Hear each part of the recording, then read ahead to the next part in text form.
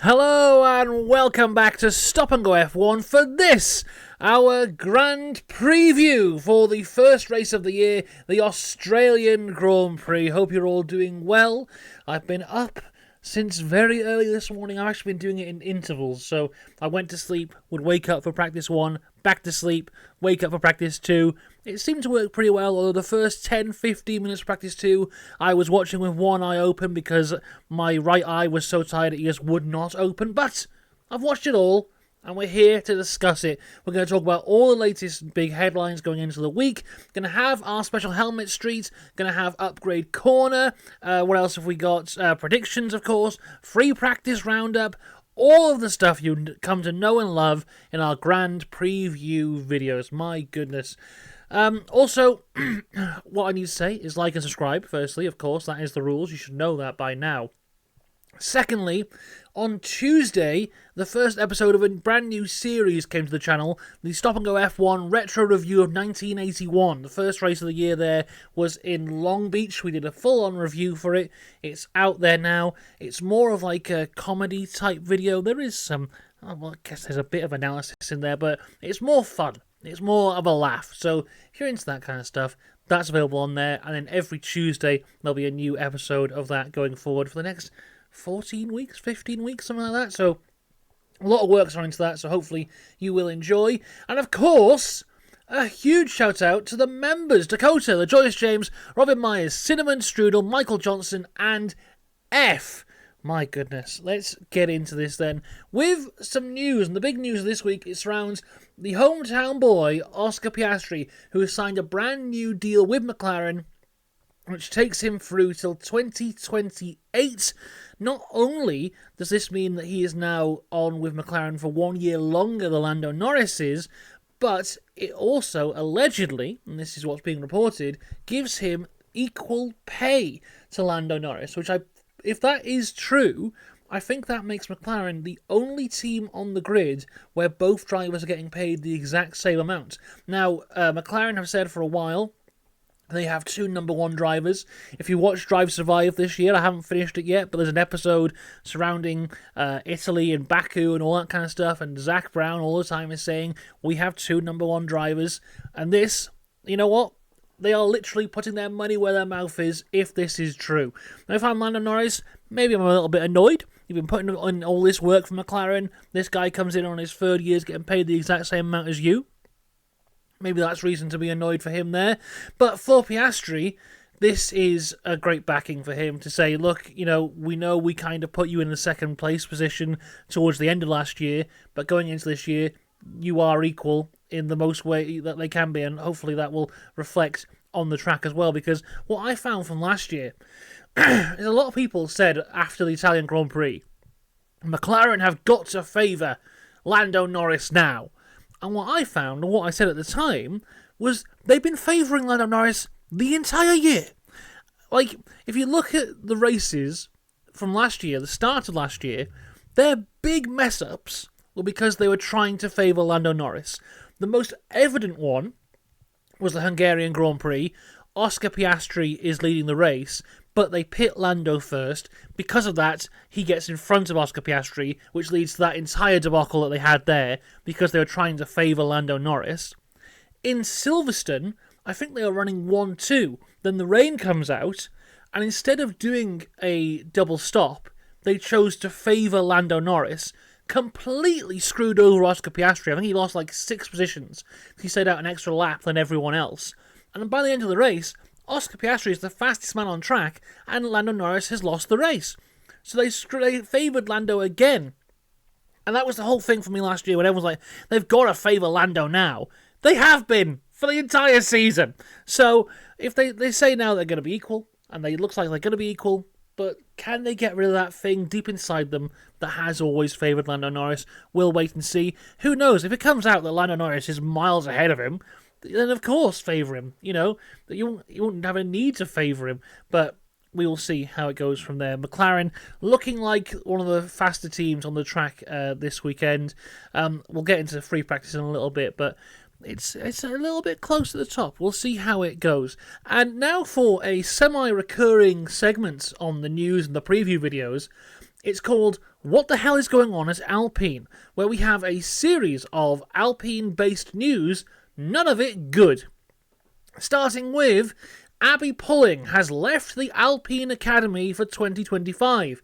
After winning the F1 Academy Championship with the French team, she decided to part ways after her contract talks reportedly ended. She will race for roading cars for the GB3 series in 2025. So this is not Alpine dropping Abby Pulling, this is Abby Pulling dropping Alpine. And it's mad. Because Abby Pulling right now, as we sat here right now, is probably the biggest female racing driver in the world. Dominated F1 Academy last year. Is going to go into GB3 this year. Was great advertising for Alpine to be like, look, we've got a woman, and she's good. And seemingly, Abby Pulling has just gone, well, actually, no, they're not supporting me at all, to the point that it's better for me to go on my own than it is to stay with Alpine. So she's just got up and left. So fair play to her to go on her own way, and hopefully she does well in GB3 this year.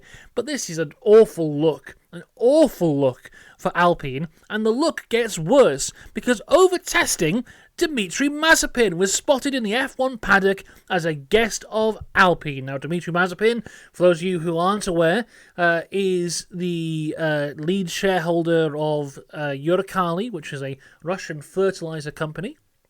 His son was Nikita Mazepin, who drove for Haas in 2021, who famously posted a video of himself groping a woman on social media, and then got fired after the Russian invasion of Ukraine, because Dmitry Mazepin and Vladimir Putin are quite good friends. Dmitry Mazepin also has another son, that I can't remember the name of, who is also in racing, and it's looking like he maybe wants Alpine to back his other son. Dmitry Mazepin, in my opinion, is bad news and should stay away from Formula 1, but Alpine gonna Alpine. And this isn't even the end of the what the hell is going on at Alpine segment, because they've signed a new reserve driver. This time it's Kush Maini in for them now, which I think is their fourth reserve driver they have signed since the Abu Dhabi Grand Prix. I looked it up before. Most teams have one reserve driver. Some have two, some have none. Some don't have any officially recognised reserve drivers.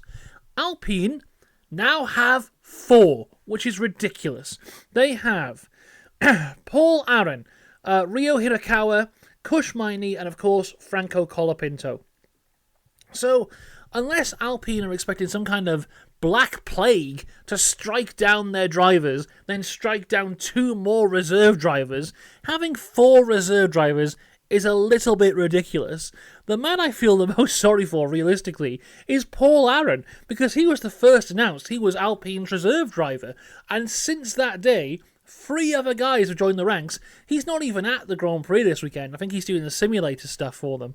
But, they've got this position where they're in now, where they have Doohan and Gasly in the car, Colapinto hovering above Doohan to the point that any question he's asked this weekend is basically, you're going to get fired, are you? And now, not only is Colapinto just there, you've got 3 other guys there as well. It's just, it's madness at Alpine. That is the end of the what the hell is going on at Alpine segment. The answer, who knows? Good news now, though, because Stefano Domenicali has signed a contract extension to stay as the F1 CEO until 2030. Very good news for him there, and for us fans as well. I think he does a very good job as the CEO of F1. I've liked him for a long time. I liked him when he was at Ferrari back in the day. But yeah, good guy. Glad to see he's staying on. Just get rid of the other fella. And other news in terms of starting a new job, Jonathan Wheatley, who was at Red Bull, he was in charge of pit stops and all that kind of stuff. He was fantastic there. He's coming across to Stake F1 in Kick Sauber. His official start date is April 1st, April Fool's Day. So that is something to look forward to there. Sauber, it's hard to say where they are realistically. We know it's towards the back, but how far towards the back? I'll have to wait and see. And a quick bit of F2 news here. Christian Mansell has been dropped out of Formula 2 ahead of the 2025 season, stepped away due to personal reasons. Amaury Cordeel has taken his place there. Hopefully Christian Mansell is okay. I really like him. I think he's a good driver. He was great in Formula 3 last year. I was really looking forward to seeing him in Formula 2 this year. But yeah, stepping away for personal reasons. Hopefully he comes back at some point. It'd be good to see him back, but, the priority is that he is okay with it himself. So, thoughts out to Christian Mansell. But let's look ahead to this weekend. The first F1 weekend of the new season. We've got the brand new opening titles. They were released yesterday. George Russell's back with the T-pose. Carlos Sainz thinks he's in some kind of shampoo commercial. I think his is my favourite out of all of them. You're like, wah, just throwing the hair all over the place. Great stuff there from Carlos Sainz. Also, we have some special podium hats. Pirelli had teased this early on. They've brought some designer in, I've forgotten his name. They teased it with a video and he's like looking at pictures of hats and he's holding all different fabrics and stuff. Like, oh, we're going to have 14 special podium hats this year to celebrate the individual cultures of the places where we go. I'm like, that's exciting. That's exciting. Then they've released the photo of the Australian podium hat and it's just the normal podium hat, but it's green. It's like, oh my God, he's outdone himself. He really has. If only Australia had some kind of iconic hat that they could pull upon to have a special podium hat, but unfortunately they don't. The big news, though, going into this weekend is the weather, because it's looking like Saturday, qualifying day, is going to be incredibly hot, while Sunday is going to be a wet one, which is incredibly exciting. Two polar opposites in terms of weather, so who knows what's going to happen this weekend. What it also means is that cars that go fast on the Saturday might not necessarily be as fast on the Sunday. We've seen a lot in the last couple of years how cars react to temperatures. I mean, the Mercedes is the most obvious one in terms of cold temperatures really benefited the Mercedes last year. If we look back to the Las Vegas Grand Prix, one of the coldest races in F1 history, they absolutely dominated it. As soon as it got a bit hotter, they tended to fall back a little bit. We also saw in testing, on the second day of testing when it did rain and it was a bit cold, the McLaren was ahead of everyone else in terms of pace there. So maybe that's something we could see this weekend. But also, when it rains, Max Verstappen is also there, one of, if not the greatest wet weather drivers of all time. Looking back to Brazil last year, one of, if not the greatest drives in F1 history was him in the wet. So even though I think the Red Bull is struggling this weekend thus far, the rain makes all the cars equal. And then the very best talents come out on top. So we'll have to see. No, everyone thinks it's going to rain. They are just debating on how much rain there's going to be. Some are saying heavy rain. Some are saying light rain. There's some people saying it will rain, but we'll still be on dry tyres. There's some saying, oh no, there'll be puddles everywhere. So exciting to see how that affects the race this weekend. It's going to be the first time in a long time that we've had a wet race as the first race. Of course, we've been at Bahrain for such a long time, which very rarely rains. Of course, we had that in testing, but apart from that, I don't think it ever really has. The last time I think, off the top of my head, that it rained at Australia, I think it's 2010, in terms of when it was the first race of the year. So I remember that race with Jenson Button, because he just moved from Brawn to McLaren, and I remember the rain started coming down. He is one of the first to pit for inters, and then on his outlap, he goes off the track into the gravel and comes back on. And because he did that, everyone went, oh, obviously too early to go for inters. It wasn't. It was perfect. And he capitalised on that by making a mistake, massively benefited from it because everyone thought that the tyres weren't ready to swap over yet. He had the pace, and of course he went on to win that race. That was his first race in McLaren all those years ago. 15 years ago, my goodness. Let's move on before I feel too old, because it's time for Special Helmet Street, everybody. It's the first race of the year, but we still have got a Special Helmet Street. Here we go. Take a look at this here. This is Jack Doohan's helmet here. I'll be honest, don't really know what Jack Doohan's normal helmet looks like, but it's not like this. Black and gold for his home Grand Prix. Got the stars in there as well. Maybe that's normal. I'll be honest, like I said, can't remember what his actual helmet looks like, but this one is good. His teammate also has a special helmet here with a kangaroo on it because Australia. Looks like a Senna tribute helmet really, but they are also the Australian colours, of course, of the green and the yellow. Lance Stroll has a special helmet, and looks like Aston Martin continuing the tradition of last year, where the special helmets that the driver has are due to sponsorships. So this is Pepperstone. Congratulations on being featured on Special Helmet Street. And the final one is this one from not Liam Lawson, from Oscar Piastri, which is really nice. Again, kangaroo, there's a turtle, a bird, koala bear, green and yellow, of course, the green felt on the inside. Looks very Senna. It's not a Senna tribute helmet, but it looks very much like it. It has got the flag on the top as well. Good stuff from the lads. Good stuff from Special Helmet Street. Let's move on now. Upgrade Corner. And it's an interesting upgrade corner because the upgrade sheet that has come out is basically comparing the car at the end of Abu Dhabi last year to now. So a lot of guys have got loads of upgrades, but realistically, have they? Some have more than others. If we just look through this now, McLaren have brought 4 upgrades here. All of them realistically circuit specific, apart from a front corner upgrade. With this as well, it's really what do they want to announce as well, because they can just get away with anything on these upgrade sheets. Like Ferrari, so they brought 3, but they're all circuit specific. Red Bull have gone, yeah, don't worry lads, we've got 17 upgrades on this car. Who knows? Mercedes say they brought 6. Where else are we? Aston Martin with 12. Alpine with 6. Haas with, did I say 21? That's ridiculous. The Racing Bulls have got 3. I mean, yeah, realistically, Upgrade Corner is not worth looking into this week because who knows where anyone is, and it could all be massive, massive lies. But let's look at Free Practice Roundup because the data never lies to us. And before we go into any speculation here about the free practice result, it's always important to remember it's just free practice. Anything could change. You don't know fuel loads. You don't know engine modes. You don't know what set of changes they're doing. Blah, blah, blah, blah, blah, blah, blah. So don't get upset when I say your favourite driver isn't doing very well. That being said, Lewis Hamilton is not doing very well.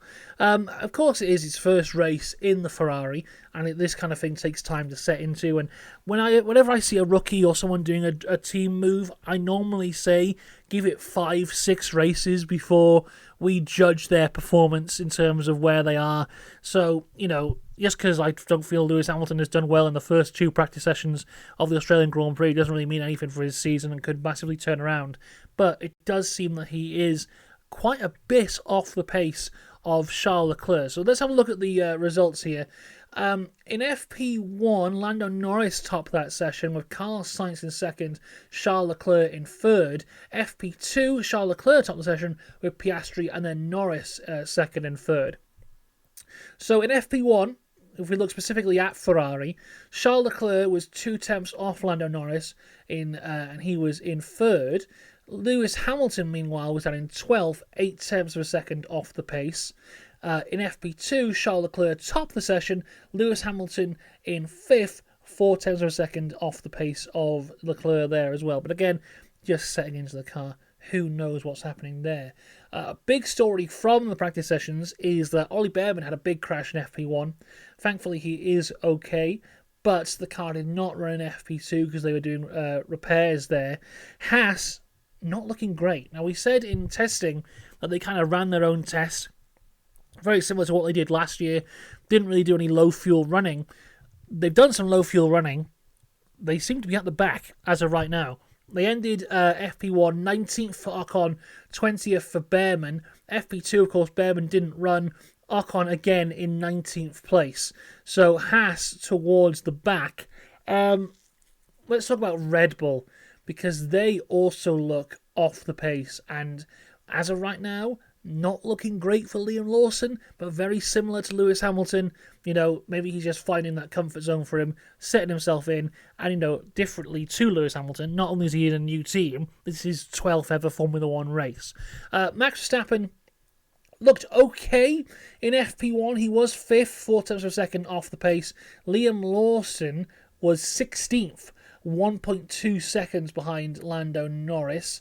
Then into FP2, we have Max Verstappen in 7th, 6/10 off of Charles Leclerc. Liam Lawson 17th, 1.2 seconds off. And Liam Lawson never really setting those fast times. Meanwhile, though, the Racing Bulls looking very good in comparison to where I thought they would be. I thought they'd be right at the back. FP1, Hadjar is 9th, Tsunoda is 11th. FP2, Hadjar is 6th, Tsunoda is 4th. So Racing Bulls coming out the gates looking like the stronger of the two Red Bull teams. If that actually carries on into the race weekend as a whole, I'll be very, very surprised. But they look good as of right now. Another team that looks good, Williams. Now, of course, they set the fastest time of all testing over the testing 3 days. They've turned up again, looking good. Sainz 2nd in FP1, Albon 6th. Into FP2, Sainz was 11th, Albon in 12th, but they were consistently up in the fast times, looking pretty quick. It's a really, really interesting one to look at these times here. It looks like towards the back of the grid we have the likes of, Sauber and Haas, and then at the front we have McLaren and Charles Leclerc. And in the middle is just anyone's game as of right now. It's just a bit of a madness. Jack Doohan, of course, is the man on everyone's lips at the minute. He beats Pierre Gasly in both sessions. Again, doesn't mean anything, blah, blah, blah. But maybe Alpine have got a bit more trouble on their hands than they first thought. Jack Doohan's got a fire lit under him. Hopefully he can do quite well. But yeah, there you go. Let's quickly talk about Mercedes. Quite an uneventful morning for them. George Russell was 7th. Kimi Antonelli was down in 14th in FP1. Antonelli 16th in FP1. George Russell in 10th. Again, with the likes of Antonelli and Lawson, and maybe even Hamilton to an extent, it seemed like they were just kind of taking it easy. Verstappen looked quite happy on his interview afterwards, so maybe we're reading too much into it, but the Red Bull, for me, does not look like it's at the pace to be contending for wins and podiums as of right now, but of course, it is going to rain, so we shall wait and see. Right, it's predictions time, everybody. Predictions time. And of course, I never get any of my predictions wrong. I've been right every time since the day I was born. So here's my 2 predictions. Firstly, I think Lewis Hamilton's going to have a disappointing weekend. Not just because of the FP1 results, but it's too hyped. It's far too hyped. Nothing this hyped ever goes well. Like, everything this weekend has been, oh, here we go, it's Lewis Hamilton's first FP1 session. It's Lewis Hamilton's first FP2 session. It's Lewis Hamilton's first media session. Oh my god, Lewis Hamilton has used the toilet in Australia for the first time as a Ferrari driver. The Sky Sports intro, which for years has ended on the world champion, this year ends on Lewis Hamilton in a Ferrari. The whole thing, from like a UK perspective, if you're watching this weekend, is Lewis Hamilton in a Ferrari and 19 other drivers. And whenever anything is hyped this much, it doesn't go well. So I'm expecting a Lewis Hamilton disappointing weekend. If that means, I think he'll be like lower top 10. Between 6th and 10th, I think he'll finish this weekend.